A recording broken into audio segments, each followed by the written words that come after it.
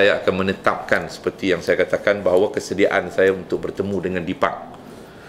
Saya telah pun menyatakan sebelum ini kepada pihak media, walaupun bukan dalam bentuk sidang media, tapi saya menyatakan bahawa saya telah bersedia untuk bertemu dengan Dipak bila Dipak menyatakan sesuatu, memohon sesuatu dan meminta sesuatu daripada Pakatan Rakyat yang berkaitan dengan imuniti kepada beliau untuk membuat lebih banyak pendedahan yang berkaitan dengan maklumat yang beliau ada, dan saya katakan bahawa saya bersedia untuk mendengar terlebih dahulu sebelum membuat apa-apa komitmen tentang permohonan Dipak. Dan saya kata bahawa adalah lebih wajar untuk Dipak bertemu dengan saya, dan saya bersedia untuk mendengar apa yang Dipak nak beritahu, sebab soal permintaan dan permohonan imuniti itu satu benda yang besar, dan kita nak tahulah apakah maklumat yang beliau ada sehingga memerlukan kepada satu jaminan imuniti untuk beliau. Jadi kita nak tahu, bagi saya, bahawa saya perlu dengar penjelasan Dipak tentang maklumat yang beliau ada. Sebab itu saya kata saya telah bersedia untuk bertemu dengan beliau, untuk mendengar sendiri, dan saya bersedia memberikan masa yang terbaik untuk beliau mendedahkan tentang maklumat-maklumat itu untuk meyakinkan saya.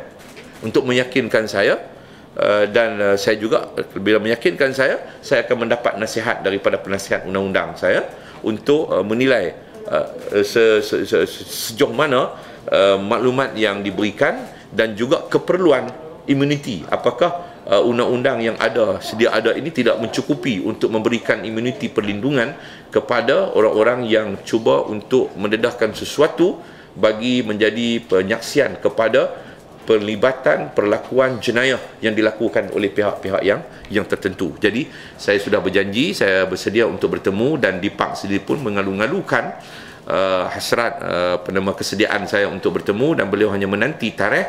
Maka pada pagi ini saya mengumumkan bahawa pertemuan bersejarah ini, pertemuan satu Malaysia, dan pertemuan ini saya anggap sebagai satu pertemuan satu Malaysia. Pertemuan satu Malaysia, dan satu Malaysia menanti pertemuan yang bersejarah ini, yang mendebarkan satu Malaysia, akan diadakan pada 6 hari bulan Februari ini, bertempat di sini jam 11 pagi. Saya akan minta pegawai saya untuk menghubungi Dipak selepas daripada PC ini, untuk memaklum kepada beliau bahawa saya sudah pun menetap tarikh dan memaklumkan kepada pihak media, dan saya mengharapkan respon awal daripada beliau untuk persetujuan bagi tarikh tersebut. Dan saya mengharapkan beliau akan datang dengan persediaan dan persiapan yang rapi untuk meyakinkan saya tentang keperluan maklumat yang ada kepada dia itu, untuk diperlukan satu jaminan imuniti kepada beliau. Saya tidak menjanjikan imuniti, tetapi saya akan bawa bersama dengan rakan-rakan saya nanti, ialah penasihat undang-undang, untuk bersama menilai, dan kemudian kami akan berbincang sejauh mana apa langkah dan tindakan lanjut yang boleh diberikan. Yang penting kepada saya ialah Dipak sebagai rakyat Malaysia harus tampil ke hadapan untuk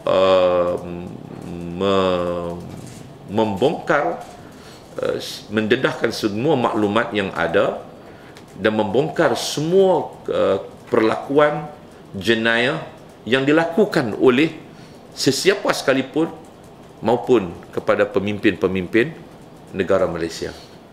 Dan bagi saya bahawa kesediaan Dipak untuk tampil ke hadapan ini sangat dialu-alukan untuk menyelamatkan masa depan negara Malaysia.